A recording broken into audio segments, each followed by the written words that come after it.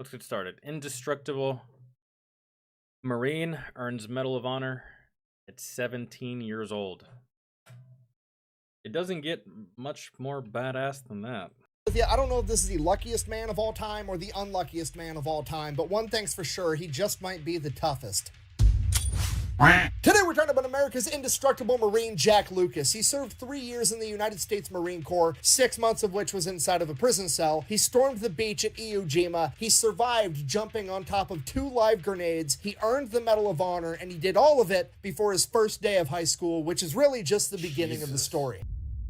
I'm not giving All right, you Jacqueline shit. You can Harold go away. Lucas, born on February 14th, 1928 in Plymouth, North Carolina. It is the same exact story I've told time and time again. These guys all had the same childhood. He grew up during the Great Depression. He really liked boxing. He got in a ton of trouble and got in a lot of fights. When he was 8 years old, his uncle gifted him a Marine Corps dress uniform hat, and he absolutely loved it. He wore the thing to school every day for months, and from that moment on, he always wanted to be a Marine. Jack, understandably so, didn't take it that well and started getting in even more trouble and more fights. By the time he was 13, his mother, who was still in her mid-30s, was trying to find a new husband, and every time she would bring a guy home, the young 13-year-old Jack, who was a pretty big kid for his age and pretty skilled at boxing, would threaten to beat the shit out of him. I'm 10 years old, but I'll beat your ass. That, combined with all the other trouble and fights that he was already getting into, his mother had no choice but to send him off to military school. It is there at the Edwards Military Institute that Jack and all the other cadets would gather around the radio to hear the news broadcasts that the Japanese had attacked Pearl Harbor. Jack described this moment as the end of his childhood, and from this moment on, it became his sole ambition in life to go fight the Japanese to avenge Pearl Harbor. The only problem is he's 13 and you gotta be 17 to join the United States Marine Corps, so he did the only thing he could do. He finished out classes, graduated the 8th grade, and went back home for summer. He gets home, mom doesn't just have a new boyfriend, mom has a new husband. It is a used car salesman and alcoholic by the name of Radford Jones, and it is very clear to the young Jack Lucas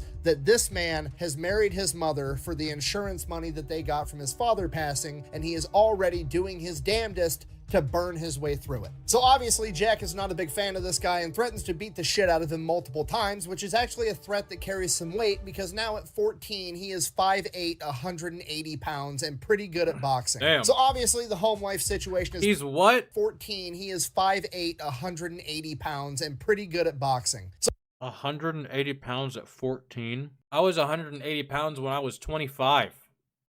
Oh my god. obviously, the home life situation is pretty tense. The one redeeming quality of Radford Jones is that he had 2 sons that he brought into the marriage, so Jack now had 2 stepbrothers. And over the course of that summer, he truly came to think of them as his brothers, and then the oldest brother, Billy, would go off and join the Navy. By this point in time, summer's coming to an end, he's getting ready to go back to military school, and he dreads the idea. He doesn't want to go to military school, he wants to go to the military, he wants to be a Marine, and he wants to fight the Japanese to avenge Pearl Harbor. So he decides that's exactly what he's gonna do. He goes to the Marine Corps recruiter, lies, says he's 17 years old, gets the parental permission slip to take back home to have his mom sign it. Mom obviously refuses to sign it. He needs to go back to school, not go fight in World War II. So forge her signature. Jack promises his mom, hey, give me your blessing to go do this, and I promise you as soon as I get back, I'll finish school. At which point his mom is like, okay, fine, you have my blessing. And if you think about it, he did all of this before he turned 17.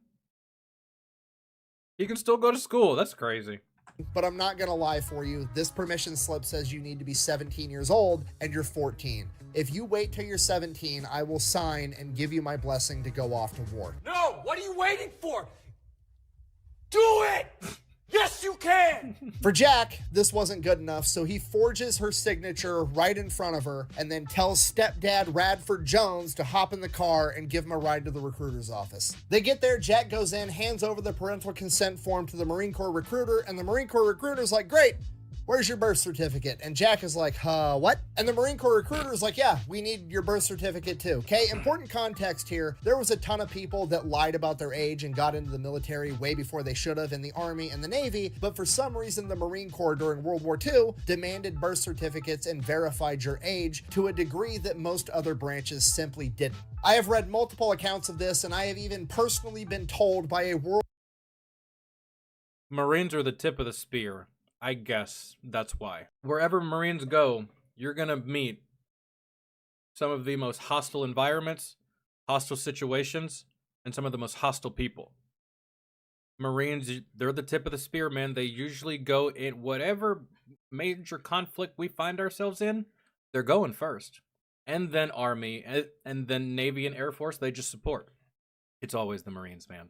So I have a feeling that I think that's why they required birth certificates, because they're just like, man, we're not sending, we're not just going to turn a blind eye and let a 13-year-old slip through the fucking cracks and die at the hand of the enemy. Maybe that may have been the sentiment. World War II Marine that was at Mount Suribachi when they raised the flag at Euima, that if you wanted to be a Marine, you had to be 17. He said, what can I do for you, young man? I said, I want to sign up. He said, how old are you? I said, 16. He says, I can't take you. You got to be 17. He said, when you get to be 17... What difference is a year?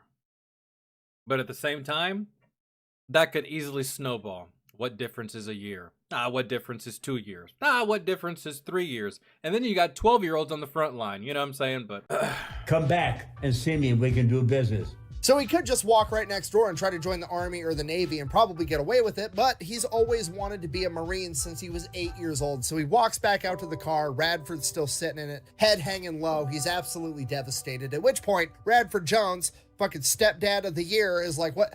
I thought I got rid of you. Why are you back? Jack tells him it's not going to work because he has to have his birth certificate to prove that he's 17 years old. Otherwise, the Marine Corps isn't going to take him. So Radford Jones marches right back into the recruiter's office and goes full car salesman mode. Walks right up to the Marine recruiter and is like, hey, I'm his stepdad. The kid's definitely 17. His mom actually lost his birth certificate in a house fire. Actually, now that I think of it, I don't even think he ever had a birth certificate, because it's the early 1940s and all kinds of people were still born at home. He's a shitty stepdad, but this is a very funny moment. You gotta take him. You gotta take him. The government doesn't even know that this kid still exists, okay? Don't believe me? We could cut one of his arms off right now and count the rings. I guarantee you there's 17 of them. I think you ought to buy it today, right now. You want to know why? Because this Buick is you. The color is you. Look at it. This is your car. At this point, the recruiter's like, all right, fine, whatever. Hands Jack a clipboard with a piece of paper. Fill this out, sign your name at the bottom. Jack does it, signs his name, turns around to, begrudgingly thank stepdad for helping him out. Stepdad's already gone. Car's not even in the parking lot. Dude bounced. Cool, that doesn't matter. He got what he wanted. He is officially enlisted at the age of 14 on August 6th, 1942. He immediately gets sent off to basic training and he absolutely crushes it, gets put in a leadership role pretty much the entire time because he's the only one there with military experience because he spent the last year at a military academy. So he already knew most of the jargon, the ranks, how to march, and so on. So he was one of the most high-speed... Which really does put you ahead of the rest of the pack, man. If you're trying to go to basic training, be very beneficial for you to learn the ranking structure, how to fold your clothes, like all that stuff. Just basic shit. Privates there. Besides that, nothing of note really happens while he's at basic training, except he did say he learned one very important lesson. One day, one of the drill instructors, while they were out at the firing line, said, who wants to drive a truck? And Jack, being a 14-year-old who didn't have much driving experience, was actually kind of excited to drive a truck, so he raised his hand and volunteered. At which point, the drill instructor gave him an empty wheelbarrow, told him to go over there, fill it up full of ammunition, and haul ammunition up and down the firing line all day long. It is at this point that he learned to never volunteer for anything in the military ever again. After graduating basic training, he gets sent to Jacksonville Naval Air Base, where he basically gets to be a gate guard and do some more training. Now, he's outside of basic training. This is more advanced training, and when you go to these more advanced training courses, typically you're allowed to have liberty, leave over the weekend. You're allowed to go out into town and drink and mingle with the civilians. Yeah. I'm going to say that again, but slower. The 14-year-old Marine that nobody realizes is 14, including all the other Marines, the bartenders, and all the women at the bar, is going to go drinking at the bar with the Marines. This should be a movie, because this would be a really fun part of the movie. Every weekend. I'll let your imagination tell you what happens. No, man, I love you. So he finishes up training in Jacksonville. By June of 1943, he is sent back to North Carolina to Camp Geiger, where he's going to have a bunch of machine gun training, and he is absolutely excellent at running that machine gun. He does such a good job, in fact, that after finishing the machine gun training, he is one of 9 Marines selected to stay at Camp Geiger and become an instructor. Kate, to most people, that's a good thing, but Jack is absolutely furious because he doesn't want to be a machine gun trainer in North Carolina. He wants to go to the... Imagine going to this training and you're taking direction from a 14-year-old kid. That's just so funny, man. Pacific Theater and fight the Japanese. Now he finds out that he's going to be a machine gun trainer via letter, right? He is given orders on paper. He doesn't share those orders with anybody. All the other Marines were given orders at roughly the same time of what unit they're getting shipped out to and what unit they're going to be a part of. So Jack just doesn't tell anybody anything, and he waits. When the time comes that all the other Marines are loading up onto a train to go all the way from North Carolina to California on their way to the Pacific Theater, Jack says fuck it, and he jumps on the train too. He figures it's better to ask forgiveness and permission. Yep. What's the worst that could happen? They ship him back and he has to be a machine gun trainer anyways. He spends 30 days in the brig. Right. Whatever. Okay. Best case scenario, he gets attached to a different unit and he gets to go into combat. So he's on the train for a couple of days. They make it to California. Everybody gets off the train. They form up. There's an NCO there with a clipboard and he reads off all the names on the roster. After he finishes reading all the names on the roster, he says, "Is there anybody that I didn't call?" Jack raises his hand. NCO's like, "Why aren't you on the roster?" To which Jack geniusly plays this stupid private role and just goes, "I don't know. I was just told to get on the train. Keeping track of everything was the Army's job. I'm just here." To which and privates like that are pretty fucking common. They're just like, "God damn it, yeah, give me your name. Come on, let's go." Sergeant is like, "That's exactly correct. It is totally something that would happen." Yeah. Okay, you come with me. They go to the commanding officer's office. They walk in. The lieutenant... I've seen that happen a lot, man. I've been sitting inside of like a classroom or like an auditorium or like a gym, right? Or like some kind of like office setting space where like they're doing education, and a stupid ass private comes in just looking lost, looking confused, and the instructor's like, "Why are you here?" I don't know. Is this the class that I was told to come to this place, to this room, to this building? I don't even know what I'm doing. What is this? Yeah, for real. That's how it is. It's still like that. And it is like, "What do you want?" The sergeant is like, "This private's not on the roster." To which the lieutenant goes, "So put him on the roster." Yep. Okay, boom. Mission successful. Jack may be the only person ever to go AWOL so that he could go to war. Yeah. So they notify Camp Geiger back in North Carolina. He's also quite possibly the first person to go AWOL and nobody noticed. He's still expected to be at another unit.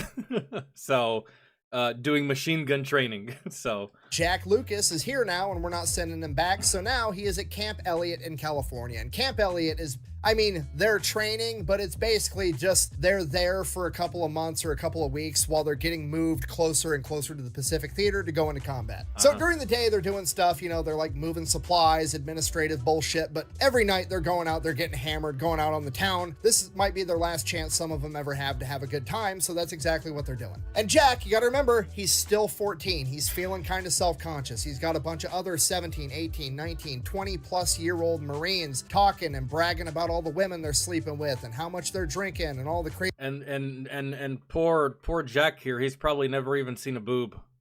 Stuff they've done. So in a desperate attempt to look cool, he reaches into his bag and he pulls out his 38 caliber revolver, actually his mom's 38 caliber revolver that he took with him, and he's just sitting on his bunk twirling it on his finger. It was fucking loaded and he fires off a round through a couple of tents. Luckily nobody was hurt, but Jack is like, "My bad. All right, well, Sorry. Time to mail that back home." So he mails that back home to his mom. Shut up, what the fuck are you doing, man? Where did you get that shit? It's my mom. So with a gun, mission failed completely. What else can we do to look cool? I know. What does any military service member, regardless of branch, do immediately upon graduating training? They go out and they get a tattoo. Okay, sidebar. Yeah. Yes, I realize that I'm covered in tattoos and there's like 5 guns on the couch behind me and I'm basically making fun of myself at this point, okay? I get it. Yeah. Anyways, the real question here is, No, what but is that this is the young thing. 14-year-old Marine gonna get for his very first and probably his only tattoo? Well, obviously, we're gonna go with the Marine Corps Globe and Anchor, right? It's iconic. Every Marine's got a tattoo of it. That's what we're getting. But Jack opts for a little bit of a different version, and he replaces the globe with the head of a bulldog. So now that he's cool enough, he's going out every night, he's drinking with the Marines, he's partying before they get shipped off to war. And this is where things start to go a little sideways. He starts getting into a little bit of trouble. One day, they're at this outdoor bar. He's wearing his garrison cap, also known as a piss cutter, and he's talking to a group of women with his friend group, and then some other group of Marines comes up, and the biggest guy there picks on him because he's the shortest. He's 5'8", but he's 180 pounds. He's stocky. He's a boxer. He's not the first, I think he's 15 at this point. He's not the first 15-year-old that you'd want to mess with. Yeah. So this older Marine, attempting to punk him, walks up to him, grabs the hat off the top of his head and turns it sideways and says, "Hey, you look like Napoleon." At which point, Jack immediately knocks this dude out cold. So he gets into a little bit of trouble for that. Then the weekend comes around and one of the Marines has a brilliant idea. Shit. Hey, we're in California. We should go to Tijuana. So now the 15-year-old Marine is going to party with all the other Marines in Mexico, in Tijuana, which once again, I'm just going to have to let you imagine how that goes. It's a horrible idea, but I guarantee they had a phenomenal time. Let me tell you something. As a 19-year-old, I had no business roaming the fucking streets of the red light district in Germany, but there I was. Lots of debauchery there. Well, we caught the infamous logo. Wait for me, Nicola. Wait for me on the outside. We were gonna go to Hawaii. And this is pretty much the new norm until November of 1943, when the entire unit gets sent out to Hawaii. And while they're there, there's not much time to goof off. Things are moving quick. His unit finds out that they are going to be invading this island called Tarawa, and apparently it's going to be a big deal. So Jake takes his time to write potentially his final letters home, sends those off, and then helps keep getting ready to go off to war. The day finally comes. They're going to load up on the boats and get ready to take off. Jack is pumped. He's finally getting to go off to war. This is exactly what he's been wanting for years at this point. So they're forming up by the ramp of the boat. They got a guy there with the roster. As soon as he calls your name, you say here, and then you go and you get on the boat, okay? They called Jack Lucas, and they say fall out to the Colonel so-and-so's office. Oh. Shit. Okay, at this point, Jack's shitting bricks. He has no idea what's going on. He goes into the Colonel's office. The Colonel sits him down and is like, look, son, you know we screen the mail when you send it out of the base, right? To make sure you're not telling anybody anything they're not supposed to know. And Jack's like, I didn't know that. And then it dawns on him. He mentioned in one of his letters that he was 15 years old, and now the Corps knows the truth. The Colonel informs Jack that he is doing the paperwork to get him separated and chaptered out of the United States Marine Corps, at which point Jack tells the Colonel, if you do that, I'm just going to go to the Army, and they're not going to check, and they're not going to care. This stops the Colonel in his tracks, and he stops filling out the paperwork, and he's thinking about what to do. He's like, you know and what, it dawns little on man? him, the best thing he can do to help this reckless kid is to keep him here as a Marine, where he can keep an eye on. Exactly. So that's what the Colonel does. He ends up making Jack the garbage truck driver. He's like, I don't trust those other branches to keep you safe. You can stay here. And I'm just going to do my damnedest to make sure that you don't see a lick of fucking combat until you're actually old enough. Maybe playing kind of like the father figure role. Because, I mean, dude, you kind of have to in this situation. He's 15. In a profession like this. On the base. So Jack is absolutely furious. All of his buddies are going off to war, and now he's a garbage man. So one day, Jack's driving the garbage truck. He's got to pull over, get some gas. So he pulls over at this gas station / automotive repair shop, and he's looking around, and there's like this little impound lot. And in this little impound lot, sitting up on some blocks, is this badass 1935 black Auburn convertible. Damn. And he ends up asking the gas station attendant, like, hey, what's up with this cool ass sports car? And the attendant is like, oh, some millionaire abandoned it after they attacked Pearl Harbor. It's just been sitting there. If you want it, we'll sell it to you for like $150. So Jack gets two of his buddies. They pool their money together. They buy this 1935 Auburn convertible. Problem, it has no rims and no tires. However, he's going to strategically acquire some from the Army. Okay? From the motor pool. Hell yeah. Gets those put on, fixes the canvas convertible part with some canvas that he also tactically acquires from the Army. So now he's got a car, but here's the problem. He's 15. He doesn't have a driver's license, and the car's not registered because it's basically stolen. Yeah. But here's the upside. This is a really fancy car. And not only is this a really fancy car just by normal car standards, this is a really fancy car, and it's in Hawaii in the 1940s. Meaning nobody else has a car like this in Hawaii. And you're going to stick out like a sore thumb in this thing. whoever paid the money to have this imported to Hawaii spent a ton of money to do it. So nobody has the balls to pull this car over, because whenever they see some young private driving this thing, they just automatically assume, oh, that's got to be like the personal attendant to some general or something, and he's driving the general's car. Someone really high ranking, or like a politician or something, and they have their own little driver. Are on very official business. I'm not Brad, gonna what's fuck good? with them. So now Jack and his two buddies, a couple of Marines, have a car that they're never gonna get pulled over in, cruising around Hawaii. It is at this point that things start to go sideways. Jack is not handling the fact that all of his buddies went off to war without him very well, and every time he gets liberty, he goes out, he gets drunk, and he ends up getting in a fight. He goes on 17 liberties, he gets in 17 fights, he gets arrested 17 times. Oh my and on the God. 18th liberty, he gets in an 18th fight, and this fight is with some 6'3" pretty boy Marine that they're putting on all the posters and the billboards for recruiting. And Jack ends up beating the shit out of this dude and messing up his pretty face, at which point he gets thrown in the brig and he's awaiting trial by a military court for 45 days. They drag him outside and make him break rocks all day long. After 45 days of that, he finally gets his court date and his official I mean, punishment I've seen people get kicked out for that, so like 45 days.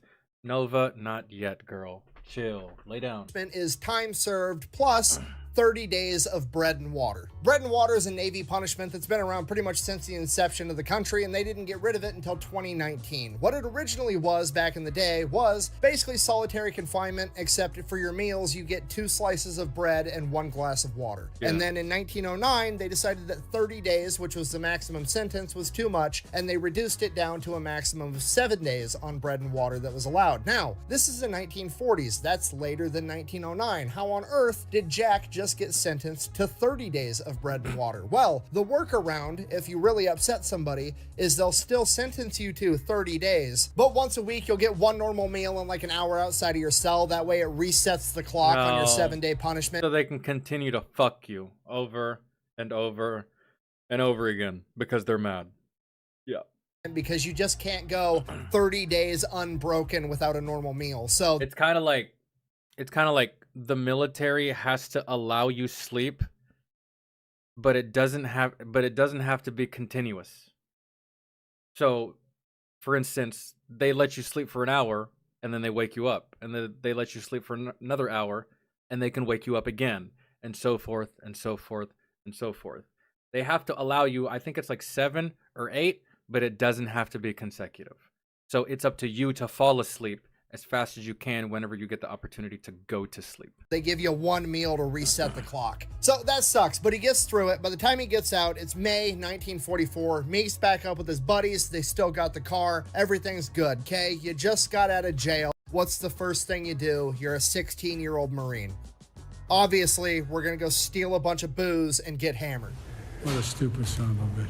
So Jack and his buddies decide they're gonna get 15 jerry cans, and they're gonna sneak into the harbor at night onto a naval vessel and fill them with all the booze from the naval vessel's reserves. Okay, it goes great. They get away with it. They get 15 jerry cans full of beer, and they bring it back to the company, and everybody starts drinking. They have a great time. After a couple hours, all the booze is gone. Jack and his 2 buddies, it's okay, we'll go get more. They grab the empty jerry cans, they throw them in the car, they hop in the car, they drive back I feel like it's gonna to go the south same now. exact ship. Yeah, they no. literally return to the scene of the crime, and they end up crashing the car along the way. Yeah, So see? the other 2 buddies, they bail out, but Jack was sitting in the middle seat, so he didn't have time to jump out. He ends up getting tackled by the MPs, and they got him. Jack, being the homie that he is, refuses to rat on anyone, gets 45 days of breaking rocks awaiting his court date, has his court date, gets sentenced, 30 days, bread and water, Oh my God. again. I could honestly eat it for every meal, or just eat it all the time without even stopping.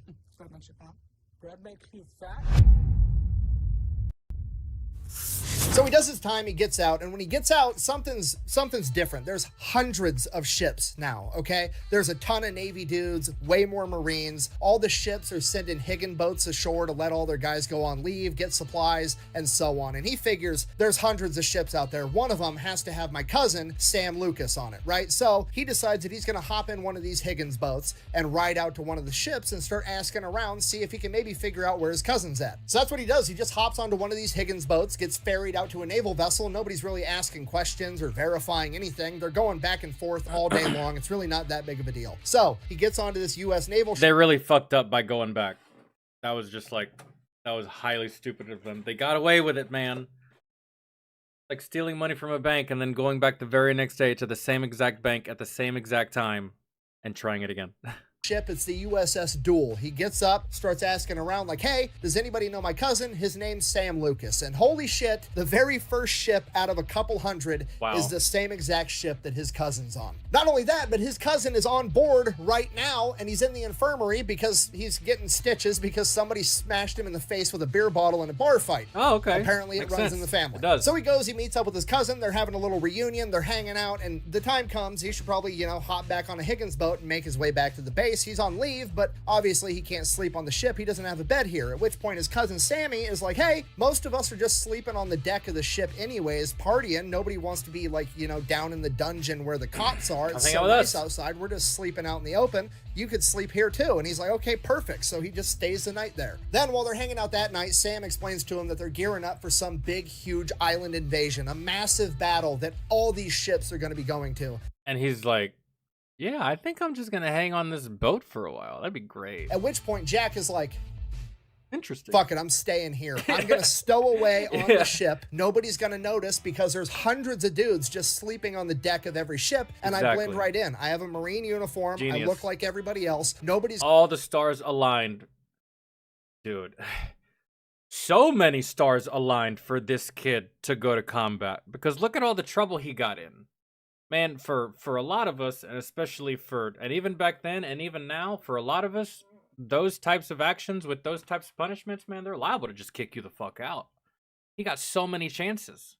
But then again, that one commander was like, you know, I think that's why he did get so many chances, because the one colonel was like, I'm going to make sure that you're good here in the Marines, instead of, because he was like, I'm just going to go to the Army if it doesn't work out here, so. That I'm here, I'm just going to stay here and end up going to battle so I can finally fight the Japanese. Yet again, going AWOL so that he can go to war, he just starts living on the ship. And this goes on for 29 days. On day 29, his cousin Sam is like, okay, are you sure that you want to do this, dude? Because on day 30, you legit, it's no longer like you were AWOL, you weren't where you're supposed to be in the military. You become a legitimate fugitive, and they're going to send your picture to every sheriff's department in the country. Hearing this, it dawns on Jack like, oh shit, I really don't want my mom and my family and all my friends seeing me on wanted posters being a fugitive from the law. I better go turn myself in. So he goes to the captain of the ship, explains everything that happened, and the captain is like, bro, this is going to be so much paperwork. Why did you do this on my ship? It is, dude. I got to tell somebody now. They're going to ask me questions. I'm going to look foolish as the commander because I don't know that I have a fucking 15, 16-year-old kid on my vessel who's AWOL. You might as well just stay on the boat, man. Just fucking go. Get out of my face. Go find a room. It's fine.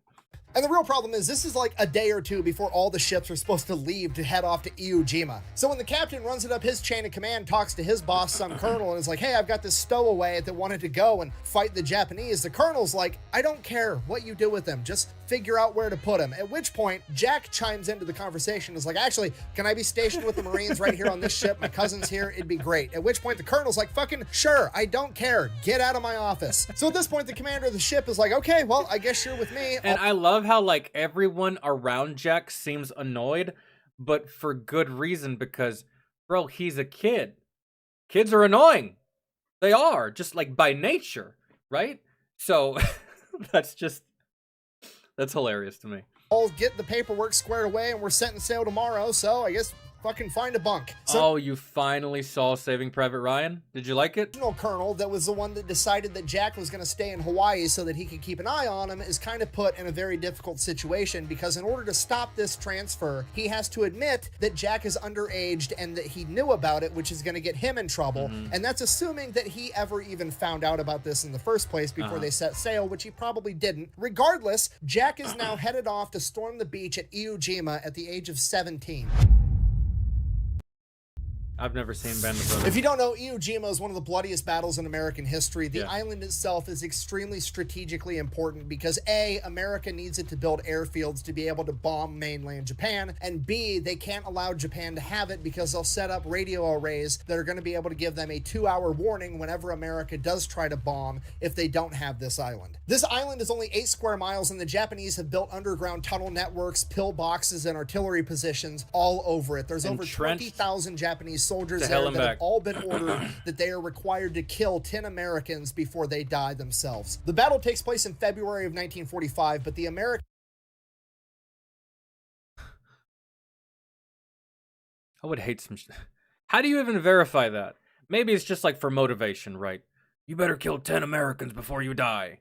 But like, if you're actually serious about that, like, how do you even keep track? Americans have been bombing it and shelling it with naval gunfire since November of 1944. By the time the Marines got there to launch their amphibious landing, many of them described the island as looking like a burnt pork chop with no signs of life anywhere. Despite that, most of the Japanese soldiers survived by hiding in their underground cave networks. So bombing's not going to work. They're going to have to send in the Marines to clear out these caves in close quarters combat. And let me tell you, back in Grandpa's day, they did CQB a little bit different. Oh yeah. Very different. So different, in fact, that I'm so jealous of them because, ooh, it would have been the biggest mistake Uncle Sam ever made if he would have gave me a flamethrower. That's just the fact of the matter. Jack is going to be in the second wave landing on Red Beach, meaning that he will be making his way north to attack the airfield. The first wave launches and it's anticlimactic. There's no gunfire, there's no artillery, it's just the sound of the ocean and the roar of the engine. And some of the Amtraks and Higgins boats start making their way onto the beach and offloading their troops, and thousands of Marines get onto the beach. And that is when the Japanese attack. The Japanese intentionally let the Marines reach the beach before opening fire. Exactly. That way they could create a bottleneck similar to a traffic jam. Ended up causing Amtraks and Higgins boats to crash into one another, sinking the boats in place. And now the second wave isn't able to launch because they're going to get hung up on all the wreckage of the other Higgins boats and Amtraks. Every square inch of this beach is covered by overlapping fields of machine gun fire and artillery. Which basically dude. It's insane how many different perspectives from this one battle I've seen. So many different stories. Like, do you guys have any idea how many times I've seen this wall? This black wall of dirt? It's just insane, man. Like, the sheer amount of perspectives that we've watched and stories that we've heard. Just, I've seen this wall so many times, man. And the only place the Marines have to take cover is inside the craters created by the bombings from America in the months prior. Yeah. Initially, it's chaos, but eventually the Marines were able to get organized enough to start having crews go out and start moving the wreckage of the Higgins. Like, so many people had amazing stories, and they were like, but, I don't know, maybe 10, 50 feet apart. Maybe they didn't even know each other. But their paths combine, and like just great stories like this happen.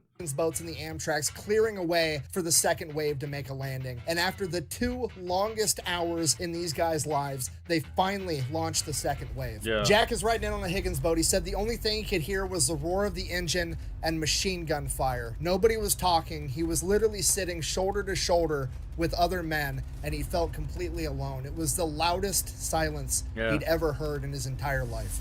Concerned that he was going to crash into the wreckage of another Higgins boat, the coxswain driving Jack's Higgins boat dropped the door too early. All the Marines run out and sink into the water up to their chest. But Jack, at 5'8", on the shorter side, is sunk into water up to his chin, and he has to look up to be able to breathe as he tries to run through the ocean into gunfire.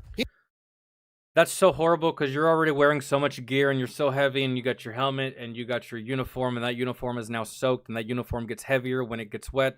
You got your rucksack, you got your ammo, you got your weapon, you got your knee pads, you got your elbow pads. If you weigh 180 with all this gear, you weigh 240 with the current. And man, that fucking blows, dude.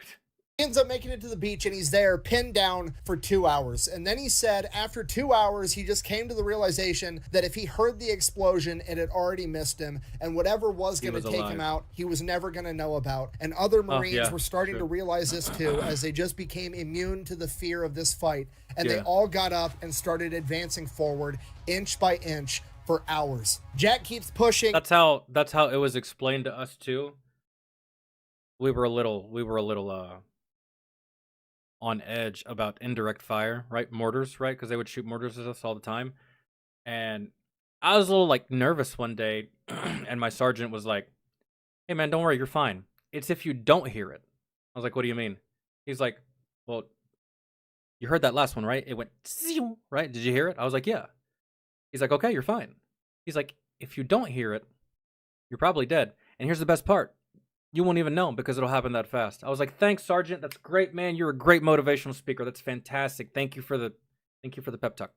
And he keeps pushing, and he finally makes it to the very, very front of the front line. And as soon as he gets there, he is immediately sent back to the very base of the beach to receive a heavy machine gun with another Marine. Jack's pissed. He finally made it to the front line. He was finally going to get to engage the enemy, which has been his dream for like the past 4 years. Yo, John, but this isn't the time to argue. It's not the time to fight. He just turns back around, runs down the beach to get this gun. It's time to get shit done. Him and the other Marine get down there. They find a heavy machine gun. It's on a 2-wheel cart with a T-handle, so one guy on each side, and they're supposed to run it up the beach. The problem is the beach is made out of volcanic ash, and Jack said every single step forward he took, the ash moved beneath his feet 2 steps back. He said he felt like he was running up a hill made out of wheat. It takes Jack and this other Marine a while to get this gun moved up the beach, and once they get it there, they are both absolutely smoked. But the sun's already starting to go down, so everybody just kind of takes cover for the night and sets up defenses. It's the longest night of everybody's life. Nobody actually gets any sleep. The temperature drops. They're all wet. They're all cold. They're all shivering. Ugh. The Japanese are known for launching bonsai attacks. At this point in the war, Japan had abandoned that practice because they didn't have enough men to go 1-for-1 with America anymore. But at this point, the Marines don't know that, so they're constantly on edge. Every noise out there could be them lurking up to launch a bonsai attack and try to bayonet them. In addition to that, that also makes them want to stay extremely quiet because they don't want to get mistaken for the Japanese sneaking up on anybody by another Marine in a different foxhole. So they're all just sitting there, shivering, cold, wet, dead quiet, waiting. Morning finally comes and they start making their way towards the airfield. The closer they get, the more and more enemy resistance they encounter. They start getting in a firefight here, a firefight there, and once they get close to the airfield, they actually end up taking over a Japanese trench that had been abandoned because the Japanese knew they were coming and fled into their cave network. Jack and his fire team absolutely... Y'all can hold and fight from that trench that y'all took. And y'all can use that as a rally point, medical, all that shit. That's good. We're not about to try to follow them into the cave, so they just held their guns, pointed at the cave entrance, and called up a flame-throwing Sherman tank from the back. As the Sherman made its way there, the Japanese inside saw it coming and ran out of the cave, at which point Jack and his fire team opened fire. Jack shot one, and then he shot another, and then his gun jams. Damn. Jack ducks down into the trench to unjam his weapon, and at that moment, he sees 2 Japanese grenades sitting in the trench between him and the guy in front of him. At this point, Jack has 50 questions and he has to answer all of them in the span of a couple of milliseconds. Did the Japanese leave those grenades there? Are the pins still in them? Did they throw them in and we didn't notice because it's a... How long ago did they throw them? Right? That's the most important question. These things work on a timer. Firefight, and there's all kinds of crazy shit going on. If they did pull the pins and throw them into the trench, how long have they been there? Those grenades only have a 4-second fuse. Do I have time to yell grenade and have everybody get out of this trench? Or should I jump on the grenades, or should I try to grab the grenades and throw them away from my teammates? Yeah, you got to answer all that shit super fast. That's rough. Yell, are they going to hear me over the sound of this firefight? He doesn't know, so he has to assume the worst and that grenade is going to explode in a second. And with that, he accepts the fact that he is going to die in this trench at 17 years old. And the only question left is, does he want to die by himself, or does he want everybody else in the trench to die with him? Because right now, he is the only one that knows, and he is the only one that can do anything about it. And that's not a real question to begin with. So he immediately dives on the first grenade, using his chest to drive it into the volcanic ash, reaches over, grabs the second grenade, and pulls it into his chest as he screams grenade, and they blow up to his body as the force of the explosion flips him like a 180-pound pancake. He lands flat on his back. He feels like he's underwater. He can't move. Everything's numb and tingly. He hears a very loud, high-pitched ringing with the faint noise of a gunfight that's right next to him unfolding. After a few seconds, he feels the 2 Marines behind him step. He took 2 grenades to the chest and survived it. I know that like the volcanic that explosion probably went downwards and upwards at the same time, so he probably didn't receive as much of a blast from the grenade that he pushed into the ground, but that still had force to it. And then the one right here, oh my goodness, Christ. Over what they presume to be his dead corpse as they continue to advance towards the enemy, and suddenly Jack is alone. Unable to move, the only thing he can do is focus on spitting out and swallowing the blood currently running down his throat so that he doesn't drown. He's not sure how long he was alone, but he remembers being alone long enough to start praying to God to not let him bleed out. And then more Marines hop in the trench, a whole fire team, and with them is a Navy corpsman, a medic, Doc. And what this corpsman sees is a 180-pound Marine covered from head to toe in blood. His clothes are completely shredded. His arm is mangled. He has one eye hanging outside of his skull by the optic nerve, and he is holding a grenade in his other hand. Apparently that one was a dud, and Jack had no idea that he was still holding on to it. The corpsman, not knowing the status of this grenade, acts fast. He grabs a grenade out of Jack's hand and throws it into the adjacent ditch that he presumes is empty, and then 2 Japanese soldiers pop out and attack. The corpsman ends up killing both of them and then immediately goes to work on Jack. He does everything he can for him on the spot. He gives him a morphine syringe. He shoves his eye back into his skull. He stops as much bleeding as possible, and then he gets 2 more Marines to grab a litter and start... That's how he survived. Jesus. If he doesn't push that grenade into the ground, I don't know if that helped. Who knows? Or maybe he just got really, really lucky.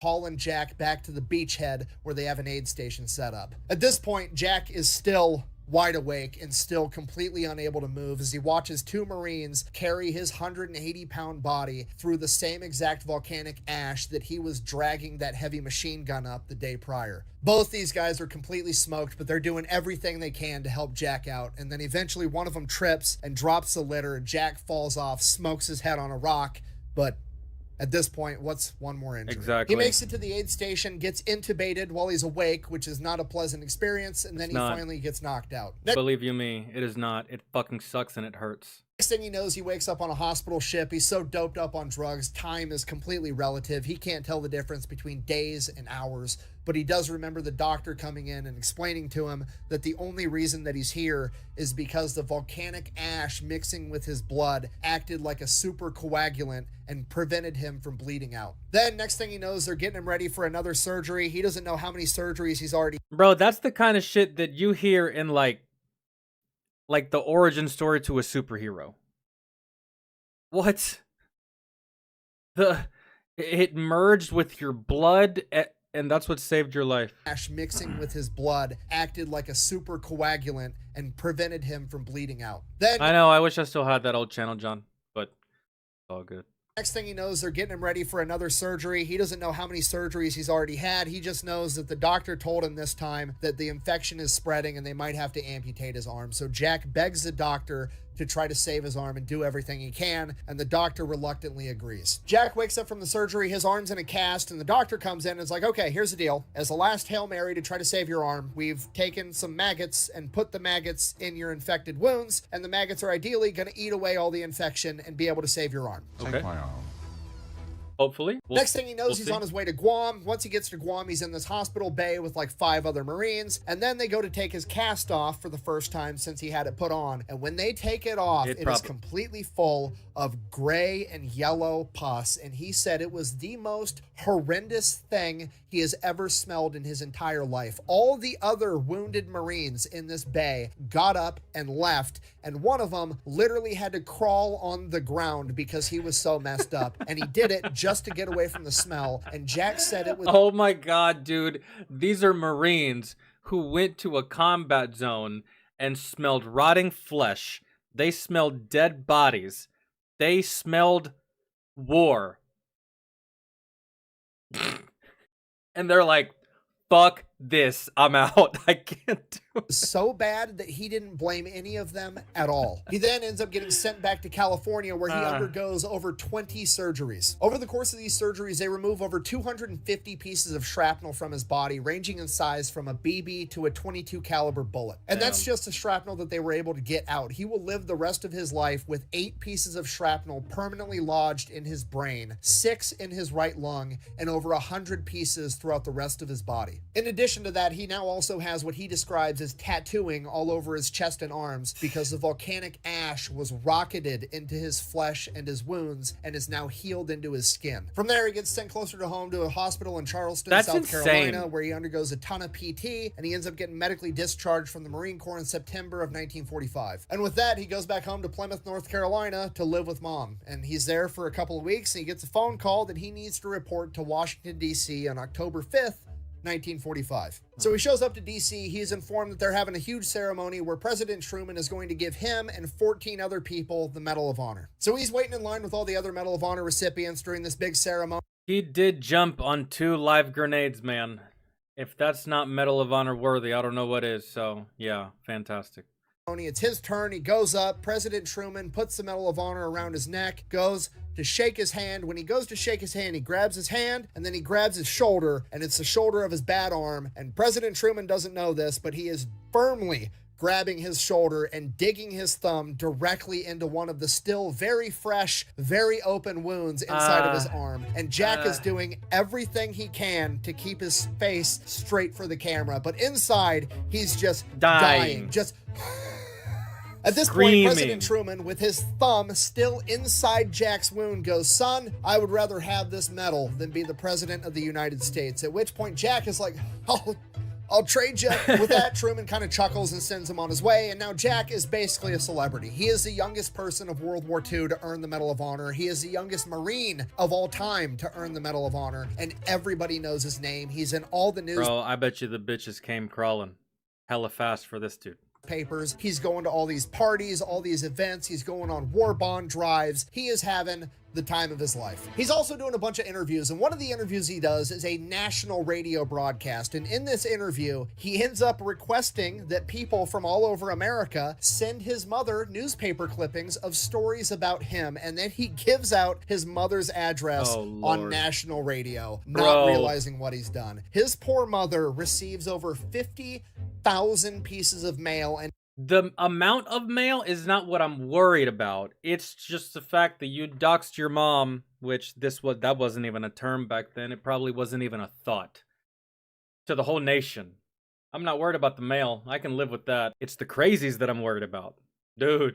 It completely overloads the tiny Plymouth, North Carolina post office. After a couple months, things die down and he finally gets to go back home, and he's in this really weird position because on one hand, he's a 17-year-old that's got an 8th grade education and his whole life ahead of him, but on the other hand, he's a combat veteran with the Medal of Honor and a full pension and disability. So he does what any military member does the second they get back from a deployment and have a ton of cash. He buys a brand new Chevy. That didn't take very long. Now he still has to figure out what to do. And he's like, I mean, I guess I did promise my mom I'd go back to school when I got back. So he enrolls in high school.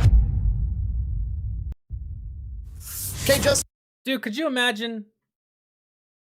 You lived his life. You go to combat. By the time you're 17, you got the Medal of Honor. You've seen the worst parts of the world. You've seen the worst parts of war. You're decorated. You're essentially a full grown-ass man. The only thing that says otherwise is that 1-7 on your age. So imagine going to high school being this guy. Like, dude, you're like years ahead of everybody. You're years ahead of everybody, and they're your age. You're their age. You're having to look at these kids that they probably don't know fuck about fuck. And you've done what you've done and you've seen what you've seen. And you're sitting in a classroom with Stacy. And Stacy's annoying. And she's a daddy's girl and she complains all the time. Can you imagine?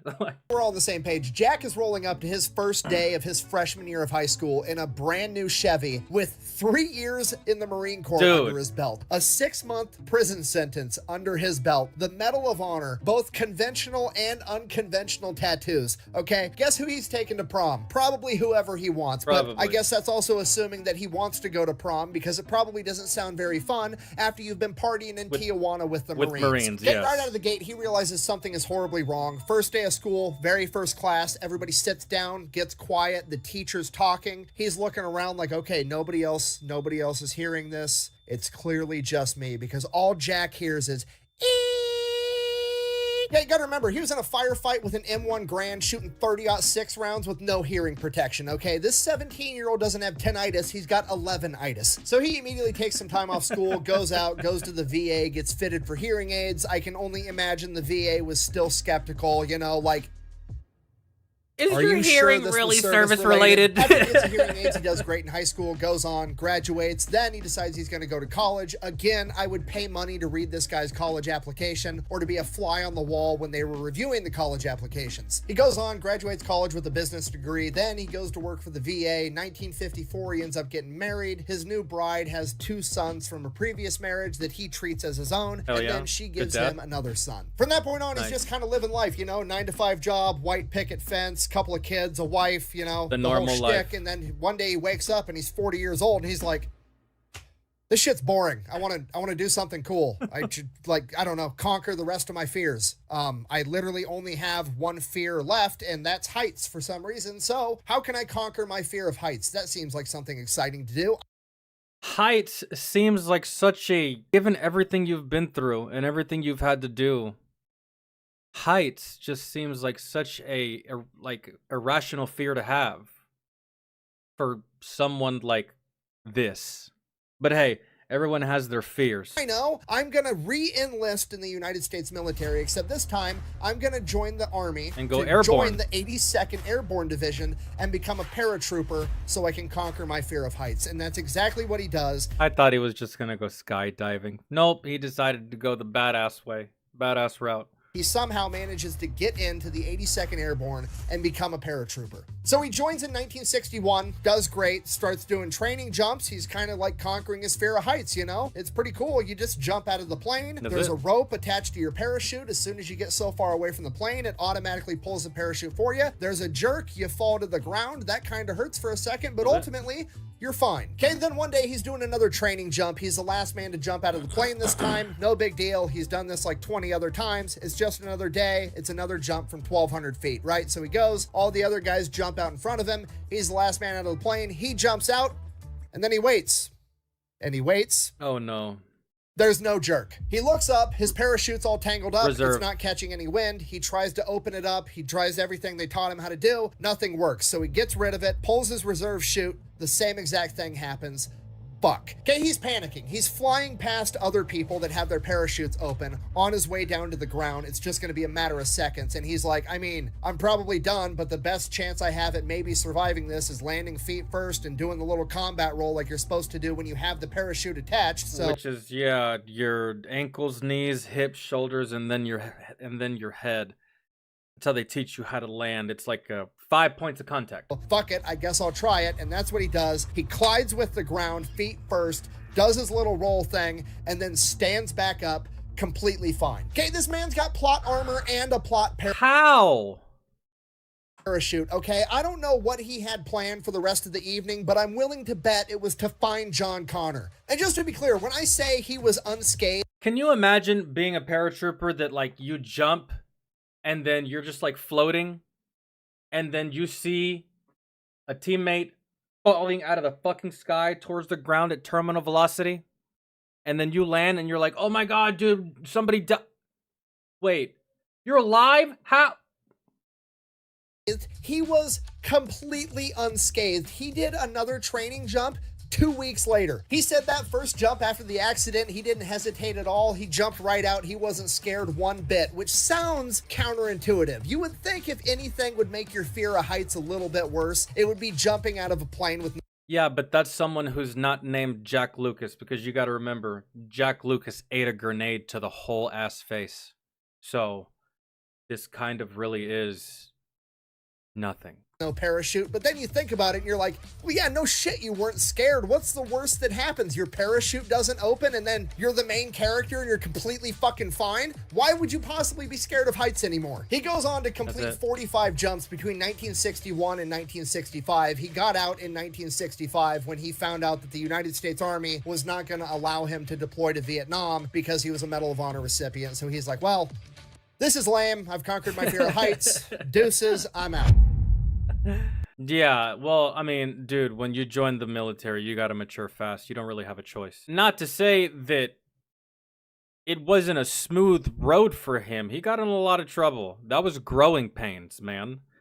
What he experienced in the military with the Marines when he was 14, 15, and 16 is what normal kids were experiencing with their moms and their dads. He was so young and he was in the Marines that his mom and his dad was the Marine Corps. What he learned in 2 years, it probably took other kids that weren't in the service, I don't know, until they were like 21 to figure it out. He opens up a butcher shop. Remember, he's a business major. That's what he went to college for. So he runs it really, really well. And over the course of the next decade, he grows that business. He opens up multiple butcher shops, multiple storefronts. He ends up owning a ranch where they actually raise the cattle that he slaughters in his butcher shops and sells at his stores. During this same period of time that he's growing the business, he unfortunately ends up getting a divorce from his first wife, and then he ends up getting another wife by the name of Erlene. They end up having 2 more kids, and she brings several kids from a previous marriage as well. I'm just gonna level with you. Jack is doing pretty well financially at this point in his life, okay? He's rich.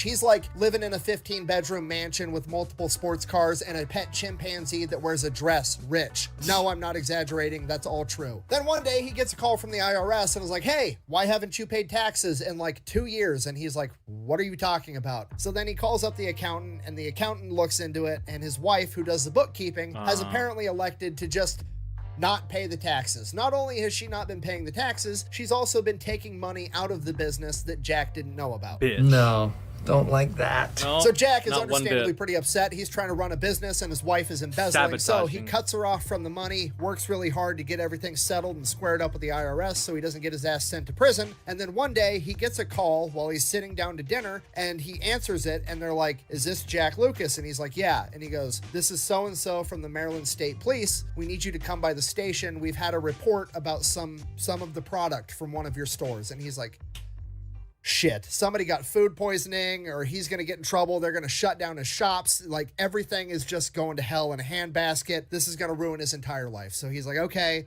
He goes out, goes to meet up with the Maryland State Police. So he shows up to the police department. The state police are like, okay, here's the deal. Nothing's wrong with your store or your product or anything. That was all a cover up. We just needed to get you here to talk to you, and we couldn't let anybody else know why you were coming. At first, Jack is relieved, and then the cops tell him, the real reason we called you here is because we've been informed that your wife is going to try to murder you. Erlene, Jack's wife.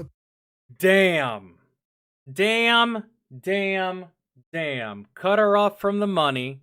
And because she probably only married him for the money to fucking begin with, or maybe there was actually true love there from the beginning, who knows? I don't know. But she plotted to kill him. And even in the 60s, there were still people that were good enough to call the police on that shit, because I'm assuming that I've seen this before, and I'm assuming that the ladies of the 60s are just as dumb as the ladies of today, because I saw a story of like a couple of years ago. This lady tried to hire someone to kill her husband, and the person she thought she was hiring was FBI. She went to jail. And they told the husband too. They were like, your wife has been plotting to kill you. He's like, what? And same story. He owned a lot of properties, and they got married, and she was kind of crazy. They broke up, and she no longer had access to the funds, and blah, blah, blah, and holy shit. Apparently approached one of the butcher shop employees and asked for his help to kill Jack. Right. He apparently went along with it and then immediately went to the police, and now the police are setting up a sting operation to catch his wife. And now the Maryland State Police need to get Jack on board with this sting operation because they're planning to murder him tomorrow. So the current murder plot is that the butcher shop employee and a guy named Jerry, who is... Yo, what a crazy life this guy's had. Jack's stepdaughter. He almost died in combat. He almost died jumping out of planes. And he almost died to a woman. Lord have mercy.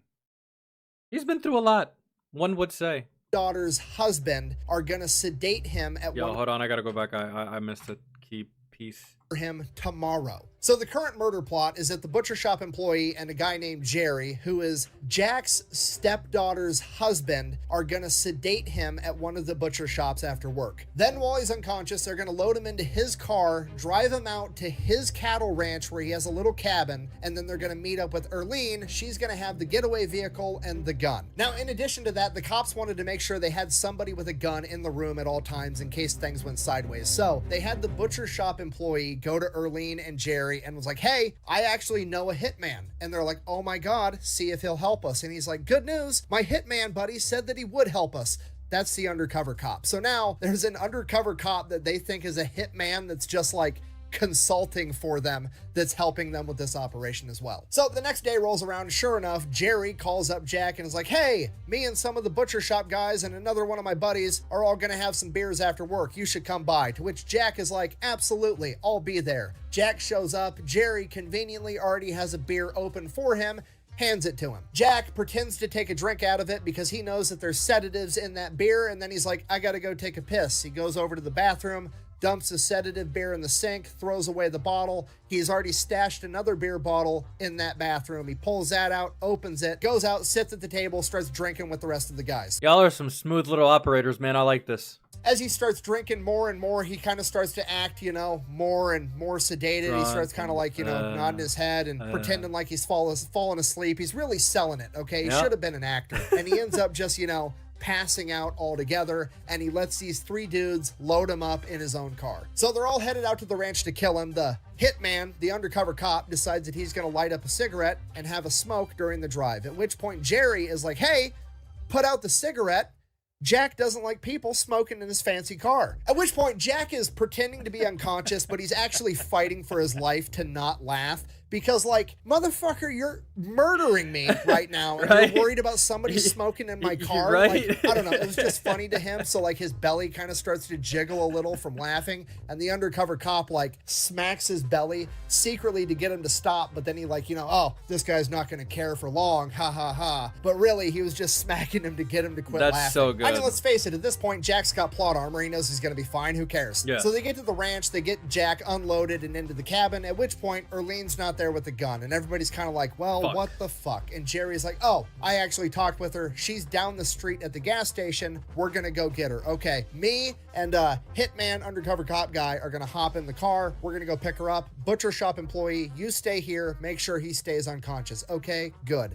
They go to get Erlene. They swing by the gas station. Erlene follows them in her car back to the ranch, at which point they arrive and cops are already there ready to stop the whole scenario. The undercover cop in the car with Jerry pulls his gun out, points it at him, says something cool like, ha, gotcha, you son of a bitch. And then the whole crime is over. Erlene had brought a gun, and that was enough evidence to be able to convict her, to because intent. guarantee that she was actually going to go through with this murder. And here's the kicker.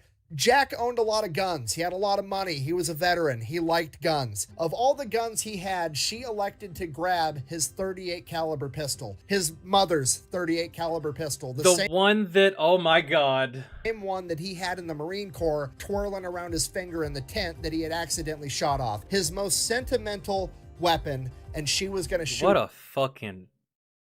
What a devil woman.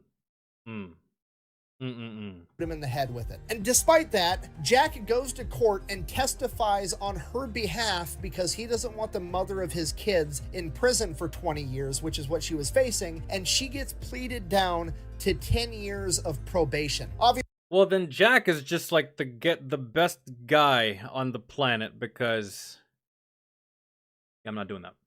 they still separate. They get a divorce. He ends up moving back to North Carolina, buys a plot of land, sets up a detachable garage, buys a mobile home, and he's just kind of living there. Then him and Erlene's oldest son, Kelly, comes to live with him, and that's what he's got going on. He kind of let everything else in his life go. He's living in this mobile home, and everything just kind of is what it is. Then, before Jack can That's good living for me, really. even get the city to run a water line out to his new mobile home, the neighbor ends up lighting his mobile home on fire with him in it because he didn't want neighbors. So he wakes up in the middle of the night to the smell of smoke. Him and Kelly get out of the mobile home. The entire thing burns completely to the ground. He loses everything, all of his guns, all of his pictures, letters, all of his stuff from his time in the service. And the next morning, the only thing he's able to pull from the ashes of his mobile home is the actual star itself from the Medal of Honor. This ends up making it into the papers, you know, war hero, almost assassinated by his wife, has his house burnt down. Now he basically has nothing. At this point, one of his buddies from Maryland hits him up and is like, hey, I got this new property. I'm building a farmhouse out in the country. Why don't you just, you know, come help me with it if you don't got anything else going on? So he's like, okay, fuck it. Sure. I mean, I don't have anything else to do. So he goes back to Maryland. And he's basically camping at night and then working on this farmhouse during the day, him and his son, Kelly. They're there for 2 weeks, and then the cops show up and arrest him because this property has a bunch of marijuana growing on it, and they think that he's a marijuana farmer. Come on. Again, this makes it into the papers. War hero, Medal of Honor recipient, caught growing marijuana. And his name's plastered all over the papers, and then it finally ends up getting dismissed in court because they realize, oh, he's only been here for 2 weeks, and these are fully matured marijuana plants. There's no way he was doing this intentionally or doing it at all. So he ends up getting let go and the whole thing kind of goes away, but he's like, the dude just can't catch a break. So he really can't. Did he at least get to keep the weed? Ends up moving back to North Carolina to his property where his burnt down mobile home was, and now he's living inside of the detached garage. And to make things worse, the IRS starts garnishing all the money he gets from being a Medal of Honor recipient and his disability checks, because apparently the situation with Erlene was worse than he had originally thought, and he apparently still owes the IRS money. So they're taking all of his government benefits as well. Once again, the newspapers hear about this. They run with the story. A veterans organization finds out, and they put a ton of pressure on the IRS to fucking knock it off. The dude's a Medal of Honor recipient. Yeah. He shouldn't have to pay taxes, period. Ever. Let alone have his fucking benefits garnished because you think he owes you money. The IRS takes so much backlash, they end up giving him his benefits back, and the federal government steps in and ends up making it a law that veterans' benefits are immune to creditors and they cannot be garnished by the IRS whatsoever. After Get fucked, nerds. that fiasco, he ends up getting in touch with one of his old friends from the military, and he decides that he's going to go out and visit him in Hattiesburg, Mississippi. And while he's there, he absolutely falls in love with the town, and he decides that he's going to move there. He buys a house. He meets a lovely lady by the name of Ruby. He describes her as pretty, smart, and possessing the virtue of unlimited patience. He asks her to marry him. She agrees. And Jack Lucas finally got to live happily ever after. And that it took a is while. the story of the United States Marine That's Corps' awesome. youngest Medal of Honor recipient, America's indestructible Marine, Jack Lucas. Thank you for watching. Best way to support the channel is go buy some merch over at thefatelectrician.com. Dude, Quack bang. You really couldn't kill this man. At all. So many people tried. And the only ones that came the closest were the Japanese.